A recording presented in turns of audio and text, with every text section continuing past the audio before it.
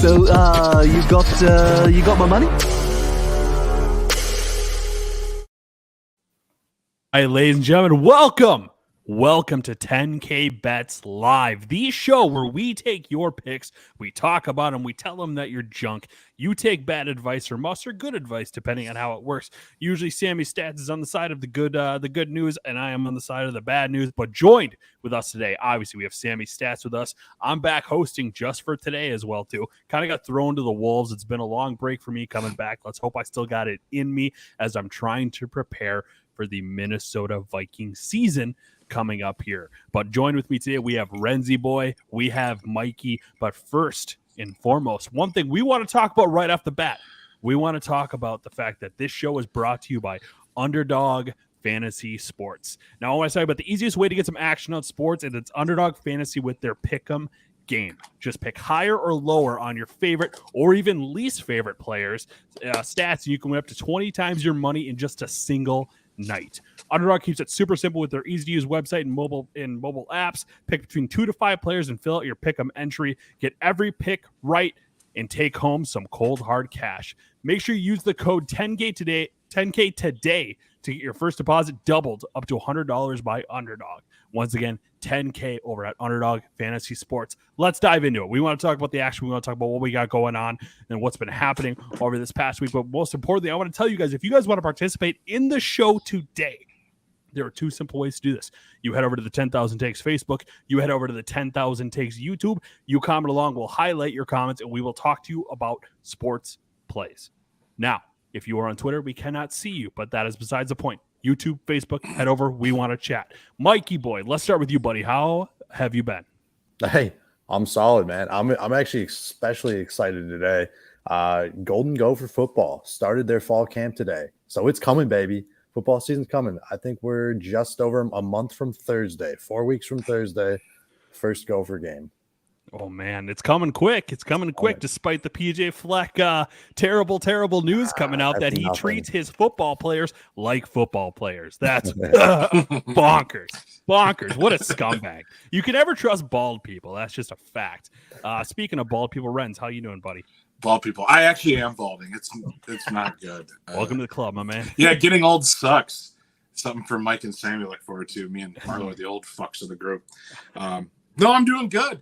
I'm also very excited for football season. I'm very excited for summer to be over. I'm tired of the heat. I'm tired of everything. I'm kind of tired of baseball. We'll get into that. I'm kind of sick of the Twins, sick of everyone. But no. And also, Marlo, it's not called Twitter anymore. It's called X. X. Jeez, it updated on my phone, and I was like, what the fuck is this? Yeah, I can't keep up with any of that stuff. I just can't do it. I'm done with it. It's gonna be Twitter to everybody and anybody, no matter what, going forward until we age out of the thing. So, but anyways, we're gonna talk about the Twins' hot start, and we're gonna talk about me and Sammy cooling down at the 10K Takes golf outing that happened this past weekend. Got rained hard on as well to almost ruin half of our raffle items. But that's besides the point. Sammy, how you doing, buddy? Couldn't be better. Another week closer to football season. I'm tired of the dog days. I'm tired of baseball. I just want it to be football. That's all I'm looking forward to. But yeah, it's been going well. We had a pretty nice weekend. So yeah, no complaints there. And just moving forward. We need football season, fellas. We need it bad. I mean, you're preaching to the choir here as well too. Let's start with the hot topic of the show. Let's start off getting pissed off. I think this is the way that we want to do this, right? Let's talk Minnesota Twins baseball, coming off of getting swept by the, what's the term you use? Dog shit Kansas City Royals. And I put out the rant on the bets thing. I came home after a long ass day and saw that happened, and I was livid. So I needed a fire. I didn't even get off all my points, boys. Let's let you guys sound off on the Minnesota Twins. I did my part. What do you guys got? Who wants to start? I can start. The biggest problem is the series, this getting swept by the Royals, couldn't happen at a worse time.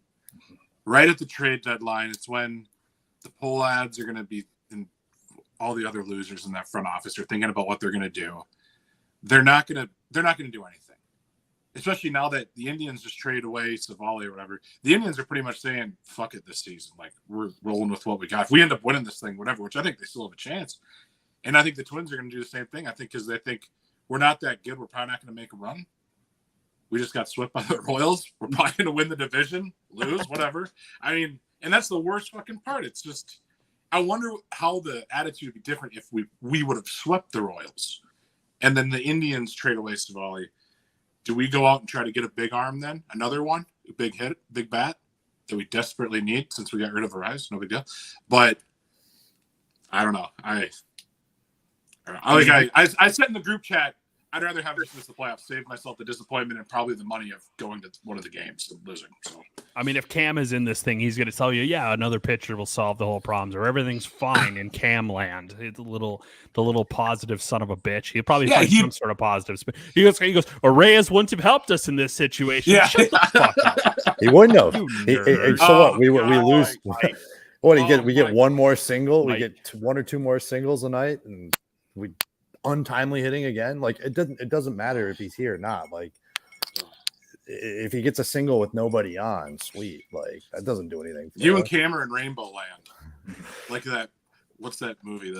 It's yeah. It's God damn it! I won't go to Rainbow Land. Yeah, you can't make me go to Rainbow Land. It's the campaign. Yeah. I'm so, and this was part of my like rant, but I'm so goddamn sick and tired of hearing, oh, we didn't make the right adjustments. You mean your fucking job? You mean the only thing you have to do, oh, we didn't make the right adjustments. If you continue to make the wrong adjustments, you're the wrong person for that job, right? I mean, it's crazy to me how many times we got to hear that in interviews and people are just like, yeah, all right. Let Rocco pass. We've never had success. We just deal with such mediocrity. We're like, yeah, it's Rocco's par for the course. Let's let him ride. Let's let him cook. It's bullshit. It pisses me off. Just because he gets ejected once every like 5 games. Who gives a fuck? I want wins. I don't want that shit. I don't care about any of that. Yeah. It's disgusting. It's despicable. No, the whole team is disgusting. The whole Buxton thing is disgusting. I hate all of it. I mean, we've got a bunch of no names playing out there. If you really think about it, the guys that have been playing way above what they should be playing. And if anything, we've just been kind of getting lucky this season. If anything, it's so true. It's so true. Yeah. No, because like I was at the Saints game on Friday, and I was like, holy crap! Like this is a more star-studded lineup than the Twins. Like, get guys getting random days off, and I don't know. My spin zone on this whole thing is, I think Detroit like has an opportunity to pull like an all-time underdog Cinderella story here and just shock the world. They're like 12 games under 500 right now. They're 6.5 games out. And I think they play the Twins like after they're done in St. Louis. I think they play 6 of their next 10 against the Tigers. So the Tigers, they're a young feisty team. Maybe they can do what they did last year where they finished a little strong. I don't know. I think like they could be the darlings of the MLB because everyone hates the AL Central to begin with, and that includes like especially the Twins and the Guardians right now. So yeah, I don't know. I think it opens the door for a cute little Cinderella story, but I think that's about the only way this is interesting to anybody. Like you could just hear it in our voices. Like we don't want to see this team go to the playoffs. Like no, we've seen that story plenty of times. We don't need to see it again. So. Which friend of the program of 10,000 Takes, Brandon Warren. Hopefully I'm saying his name correctly as well too. He put out an all-time like thing today where he goes, if you're hoping that the Twins miss the playoffs, you're in the ultimate like what do you say? He goes, it's the ultimate like loser mentality. I'm like, yeah, I'm at that point. I'm losers. so dejected and I'm so defeated by this team. Yeah, I'm fine with that. I'm okay with being an absolute clown. Like, it's a bad take. Like, no matter how you say it, you want to make the playoffs. Like, it's a bad take technically, especially in baseball where like, you can maybe get a better draft pick. It doesn't matter. You're not going to see that talent for 5 to 7 years if they even come at all. Like, it's a whole thing. But like, I don't know. I'm so beaten down by this team. I said scrap it, gut it, sell it for parts. Yeah. Mm-hmm. Yeah. Yeah, I mean, what more is there to be said, right, guys? It's a sorry bunch. It's a sorry team. I think it starts with our, upper management, and it starts, it starts there, and then you go to Rocco. Rocco is just, I'm so sick of that man. I'm so tired of him.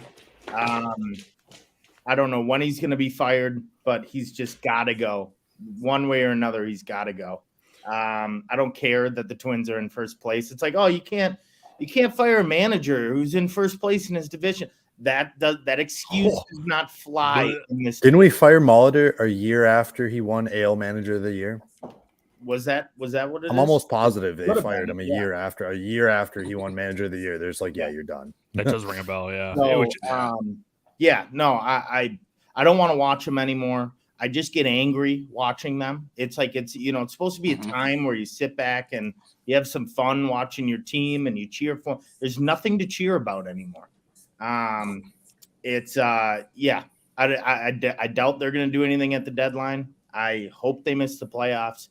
I just give me football. I mean, I'm done with it. I'm tired with it. I don't even like talking about it. Right.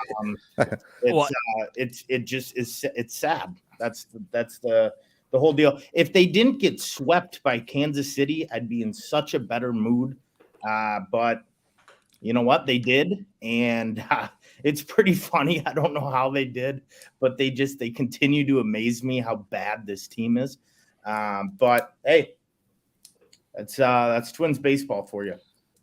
Baseball. I mean, and now it seems like the time where I'm going to come in. I'm dressed like a clown. I got the 70s like pattern shirt on because you look ridiculous. I look absurd. So I'm going to come in as the resident 10K bets clown. I'm going to hit you with a misdirection because we're going to talk NFC North football. Why are we doing that? Because sponsor of the show, sponsor of the program, Underdog Fantasy Sports just dropped their NFC North quarterback projections and across the league. So throughout these next few weeks or whatever, we will be hitting on other projections that we see throughout the season, whether it's wide receivers, whether it's quarterbacks. But today we're talking quarterbacks, and we're going to start. What I want to know is what seems like the safe play. What are you putting on your pick'em slip, your pick'em entry coming up here? We'll start off with everyone's favorite. What do you got, Sammy Stats, real quick? I got a 2-legger slip, and I absolutely love it. And we're going to the NFC North quarterbacks here. 100 for 300. Love this one.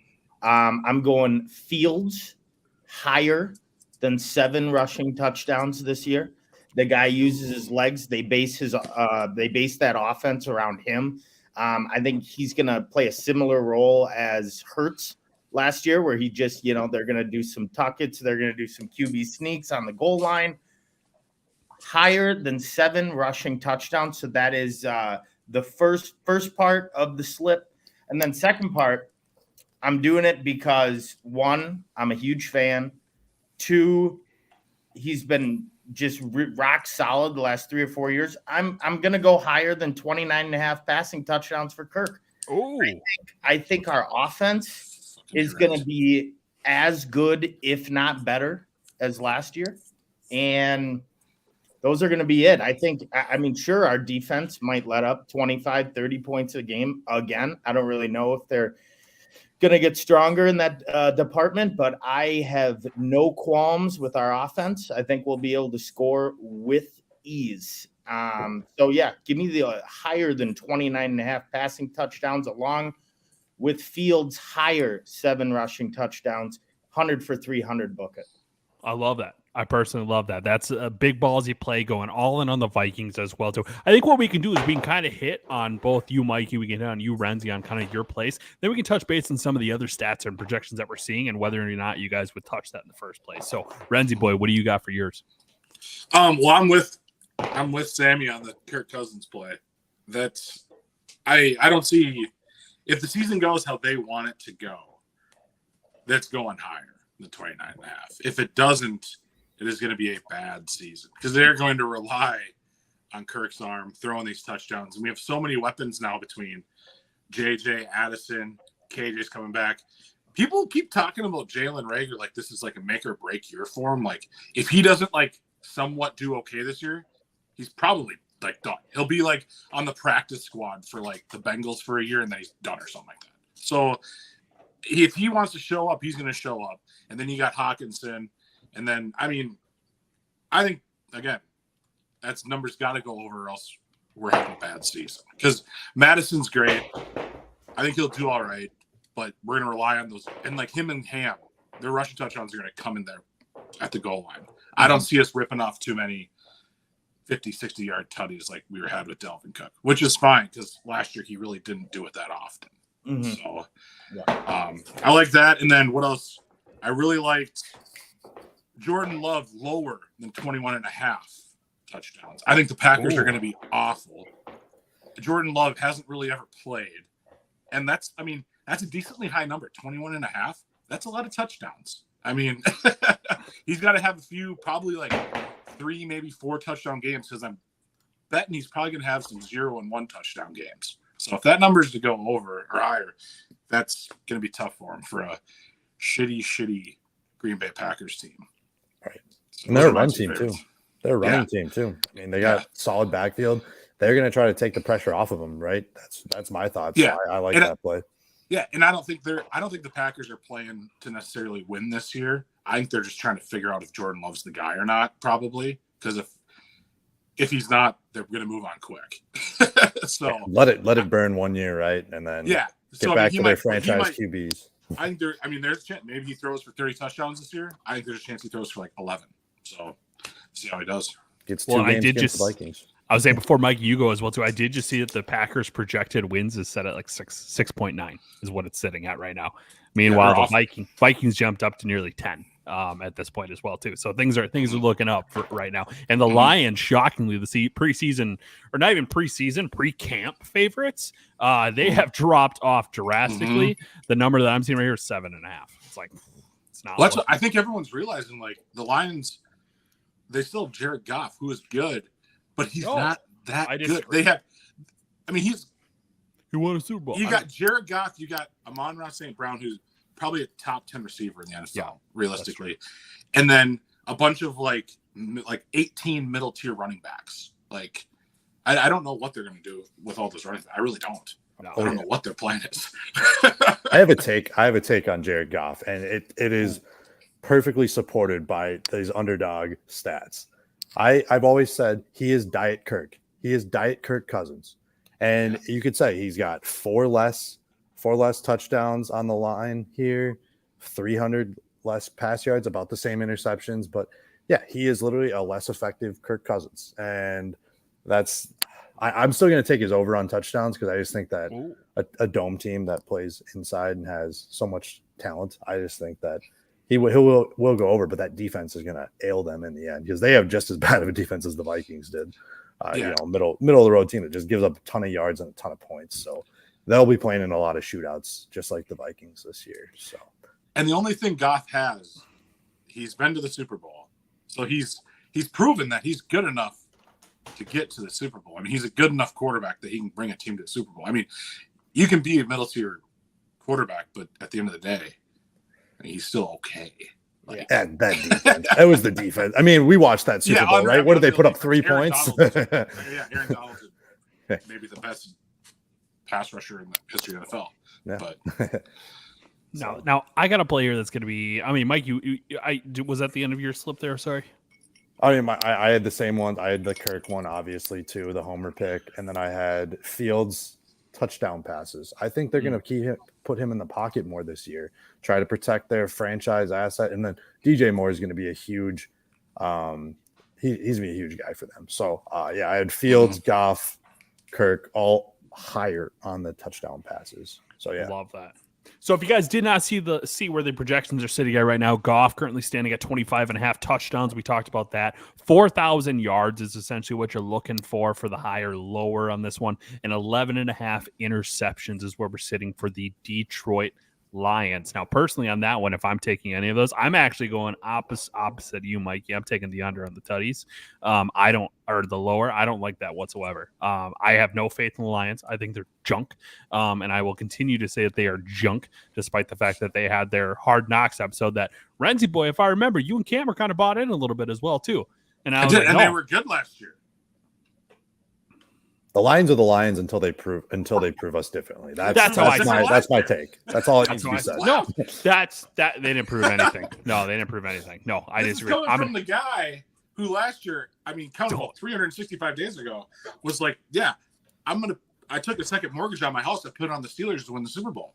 I think that's exactly. No, Trubisky is just Trubisky. Yeah, because you're like, I love Trubisky, and they travel the least amount of miles this season. If you're gonna sewer me, nothing. get it right, dude. Get it right. Okay, it had nothing to do with it. I was. Oh, you're pissing me off. I was in on the Steelers, but Trubisky, it was like my dog, and that fell apart real quick.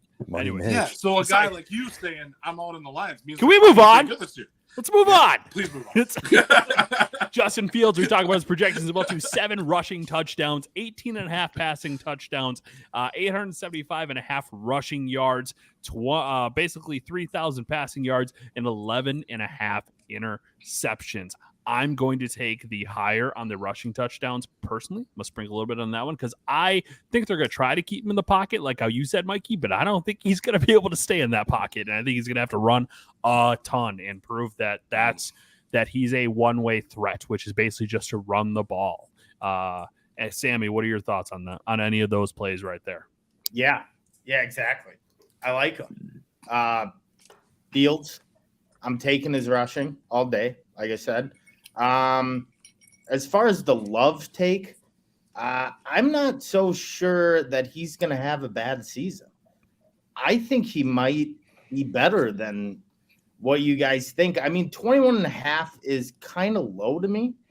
I do see him getting like 23 to 25. I actually think the Packers might be okay. Shut the hell up. Don't say that. I know what you're thinking. It is gross. The line seems a little low to me. The games I saw Love like come in, he looked like an NFL quarterback. So didn't he play like 9 snaps? Yeah, what about picks though? Besides the point, Ren. I mean, I look like an NFL quarterback on 9 snaps. I honestly I think that's a little low. I do. Am I going to take it? No, I'm not going to take that. But I think it's a little low. So, and then anything, Kirk, I'd take higher on, other than maybe the interceptions. You're all in, eh? Because Kirk is one of those guys where he's going to have the interceptions. Like, we know that. But he's also going to light it up as well. So, yeah, I mean, I'm kind of in the same boat with that. And then my favorite play is Fields rushing, 100%. I would even take the yards as well.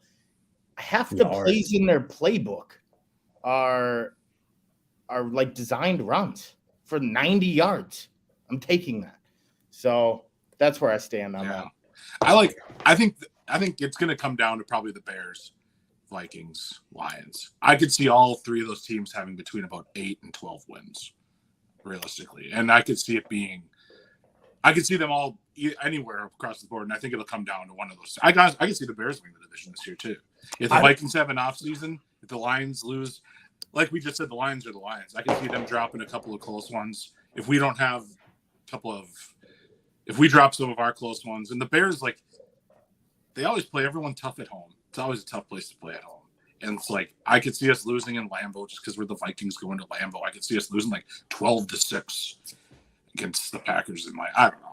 But I agree. The only thing I have to add on Fields is the interceptions. I think that he's going to go higher on interceptions because he's still pretty erratic throwing the ball, but he does have a cannon of an arm. But I think that's just they will try to push the ball down the field, just knowing that he has a cannon, because I don't think he has that great accuracy, close to the line of scrimmage on those kind of those scripted throws almost, where it's just you're just thrown to a spot. I don't know. I don't think he's that accurate. So I like the higher for interceptions there, and Love too. I think he could be erratic. Plus, they kind of have. How does he do with the no-name group of receivers? Like, Rodgers made it look easy and turned everyone into a star.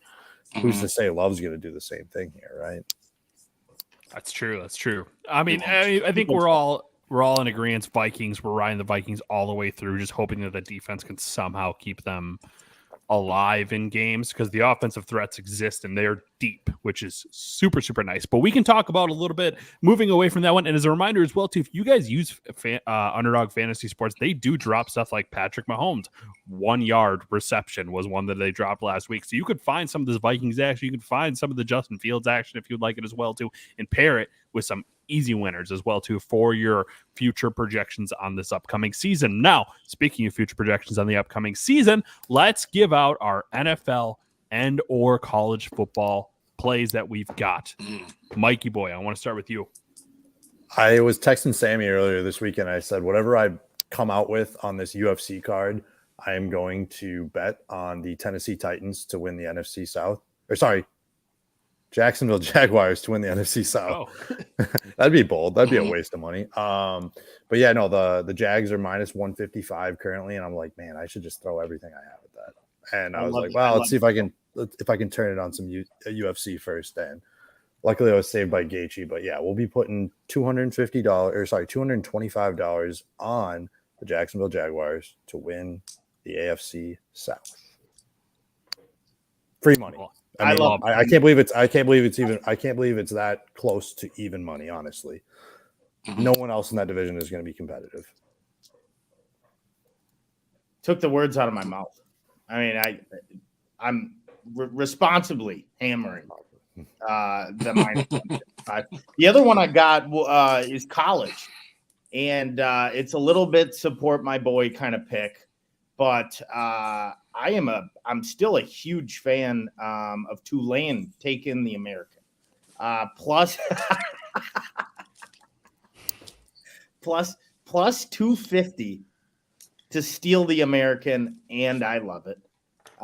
This one I'm slightly gonna be probably only a couple of units on. I just love. Well, that it's like 100 for 250. I'm taking that all day. Yeah.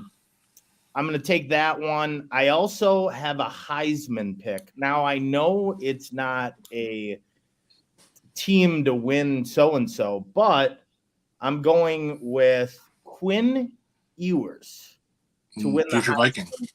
15-1 odds. Texas is going to be nasty, and he is going to be the reason why. So I like that number. That's just a Sammy sprinkle. And let's see, what else do I have? Those are the big two. I like the Jags. I've talked a little bit about Georgia already. I took them to win it all. And then I also talked a little bit in previous shows about the Eagles to win their division. That's a max bet. Especially in those Kelly Greens. That's a Sammy stat max bet. Okay. And yeah, that's what I got so far. I'm sure I'm going to add more closer to the season. But so far I have those 4. Love it. Renzi, what are your plays? Well, the first one, it's not technically a future. It kind of is. It's happening in the future. But week 1, I'm going to take right now the Lions at +7 for the Lions against the Chiefs. But I'm going to take whatever the Lions are. They're going to be. It just is lining up too perfectly. The game's going to be so hyped up. It's going to come down to like a last-second play. I feel like the Chiefs will probably win. Like the Lions will score a touchdown with like a minute and a half left. They'll be up by like 1. Somehow Patrick Mahomes go down and score and win it or something. But if it's at 7, that's still a pretty big number. I just feel like the NFL, it's just scripted too much to be. It'll be a great game. It will. And if it gets like into like the 5s, 4s, maybe I wouldn't take it. But 7, it's a pretty big number. I'm writing the other down right now. Lions +7. Yeah, it makes too much sense for it to be like a last-second victory. It just makes too much sense because everyone's riding the Lions. Everyone's excited about the Lions. Obviously, everyone loves Chiefs. They love Mahomes. It's just the storyline's too good not for it to be a last-second classic. I would assume it's in Arrowhead. Yep, I believe so. Yeah. This could very easily be a 28-21, a 35-28. We could get out of here with a push. But again, I really like that number, and I'm with you. If it goes to like 3.5 or 4.5, I like it a lot less. But having that touchdown in your trousers is fantastic. So yeah, no, I'm definitely taking that all day. Put touchdown in your trousers, put it on a shirt. That'd be a great shirt. You like that one, Marlo? Yeah. Can I hit you guys with speaking of futures a little bit? Can I hit you guys with something a little bit crazy that I just saw right now? If you had to guess So Indianapolis Colts obviously going through the worst time in the world. RAP boss man. He's having a tough time right now. Who do you think, if you had to guess, are the two teams today with worse odds than the Colts? Who do you think those two teams are? For the Super Bowl to win Cardinals. the thing. Cardinals. Commanders, because they suck. No, not the Commanders. It's Cardinals and Texans, right? Cardinals, Texans. That's right. Crazy that this team loses everything. That's updated too, and still they're like, yo, they're not as bad as those guys. Things aren't that bad. So yeah. You want to hear an even crazier one? I was looking at it earlier because I was actually thinking about betting Vikings to win the Super Bowl. They're plus 3,500 right now, and which is like, I mean, that's a lot. And if you look at the NFC, if somehow like Jalen Hurts gets hurt, the NFC is wide fucking open. I mean, there's a lot of teams that are on the Vikings level that are going to all of a sudden be in that range. And I was looking at it. The Cleveland Browns are plus 3,000. How the fuck are the Cleveland Browns better favorites to win the Super Bowl than the Minnesota Vikings? The Browns stink. That's a crowded division too. I mean, you got the Bengals, the Steelers are probably going to be Bengals and Ravens first off, and then you just got the other two just fighting for. I mean, the life. Browns will be lucky if they make the playoffs. And they're plus 3,000 to win the Super Bowl. We're plus 3,500. They just have more faith in the quarterback. That's all you can really say, like right? You just said, their division's crowded. The AFC is stacked. I mean, you've got obviously the Bills and the Chiefs. Now you got the Jets, especially if they sign Delvin. You got the Jets up there. You got the Ravens. I mean, you got teams all over. Like I said, the really clear-cut favorite for the NFC is probably the Eagles. And like I said, if something bad happens. Eagles and Niners. Those are the only two teams. And the Niners might not be. They're putting the fucking. They took a second on mortgage on their house to put it on Brock Purdy. If that doesn't work out, they're fucked. They got Sam Darnold and Trey Lance, which is like the weirdest mix of quarterbacks. It's like, yeah, we don't trust Trey Lance. We're gonna probably throw Purdy out there. But yeah, like just in case, like we need a better backup than Trey Lance, so we're gonna bring in Sam Darnold. Like their offseason moves just made no sense to me. I feel like the missing piece to that thing is what's his face, the fucking redhead quarterback, Cincinnati. Used to be the Red Rifle. Bringing Andy Dalton, you might as well. Four spot Dalton, Gunslinger Dalton. You might as well just add him in the mix there. Why? We saw CMC. We saw CMC in the NFC Championship game, right? Like he was out there running the freaking Wildcat. Like that was absolutely atrocious. And I can't. I get why they would want to go back to Purdy, but like it's still such a small sample size, and they were really carried by their defense. I can't believe that they have a ton of confidence in him going into this year. Like that was just a wild run, right? That was a Case Keenum run. That's what I'm saying. That's the only way I could say. Nobody tell me, yo, you ever watch Case Keenum in the Viking? It didn't work out afterwards. Nobody warned them. They're just like, no, not us. Could never happen to us. I got a sleeper pick. Sleeper pick. Fire. Miami Dolphins plus 2,800 to win the Super Bowl. Even with the Ramsey. Even so. They have a sweet roster, and they could still bring Byron Jones to replace, because they just cut him before they got Ramsey. They could bring him back and just keep the same DBs as last year, I guess. If he wants to come back. But love that offense. If Tua can show a pulse consistently, I love that. Love that play. 28 to 1. I'm thinking, I believe it was it might have been a wild card game, or maybe like Skylar Thompson against the Bills. They kept it close. Like that defense kept him in the game. They kept it close, and the Bills are the Bills. We don't have to say much about the Buffalo Bills. We know what they can do. At 28 to 1, it's a hell of a lot better than obviously the Bengals, Chiefs, and Bills. So I'm thinking it might be worth $50. The AFC is just so tough. It is. That's why they have that. But that's why the odds are the odds. And with Tua fingers, I mean, he's gonna get his head wrong, and he's fucked up again. Cut the show. No, but it's true. He can't stay healthy. So Tua fingers. It's true. It's with logic. I mean, it's again, if one of these quarterbacks is hurt, they're fucked. I mean. Yeah. Well, snipe that bet. No, it's definitely a sleeper. It's a sleeper, but I could see them like getting off to a great start. getting Ramsey back hopefully soon would be awesome. I don't know the prognosis of his injury.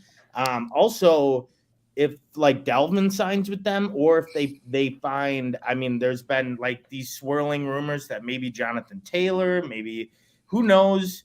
But if they get that, I mean, I like 28-1 at if they land one of those running backs, I like it even better. I was just gonna say that. I was just gonna say that Dalvin backdoor. Like, watch that. Get that bet in before that, because I think that he's going to leave New York without a contract, and I think that's where he's going. I thought he was going to Miami all along. I don't believe in any of these smoke screens. That's a combo too. Mostert as well too. That is a combo. And then he just drafted the Texas A&M guy, Devin Ashane or whatever his name is. Mm-hmm. Yep. Yeah, they got some. They got some depth. Jeff Wilson and Waddle and Tyreek are okay as well too. Like we don't have to talk about them. They're all right. So yeah, at 28-1, all I'm saying is think about it. All right. Respect that play, boys. Anything else you guys want to get out right before we head off for the show? Oh, I had some luck on Underdog over the weekend with CFL. CFL. I couldn't wait for football. I said, screw it. I'm betting on the CFL. I took 2 quarterbacks. I went one higher and then one lower. You got to have a little mix in there. And I did Taylor Cornelius lower than 223 yards, Mason Fine higher than 242 yards, and it cashed. It was a sweatless bet. It was crazy. So I will be looking at every CFL game intensely before NFL and college get started here moving forward. That was just enough to get me going. Thanks, Underdog.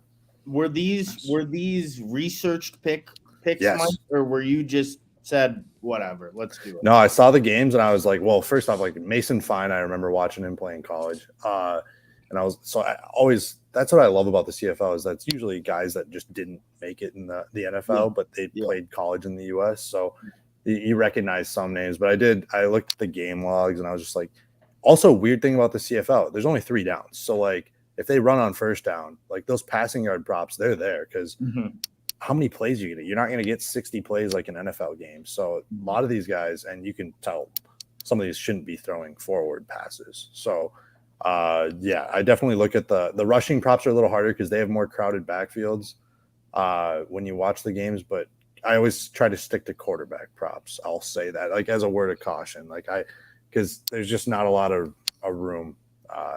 I think there's not a lot of room for error.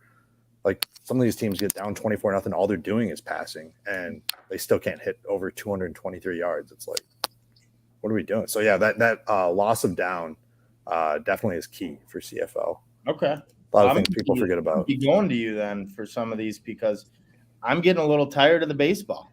So yeah, and like I said, it like what did we do a few weeks ago? We did the women's 3-point competition. It's fantastic. And man, did that smack like no other. Yeah. Sometimes it's the weird ones. It's the weird ones. It takes a little different scenery for you. I will be hitting your line for those. Love it. Boys, anything else for you before we head on another show? I love it. Tuned. PGA. We have the FedEx Cup playoffs coming up. Stay tuned. Underdog. Oh, me and Marlo, actually, we had one.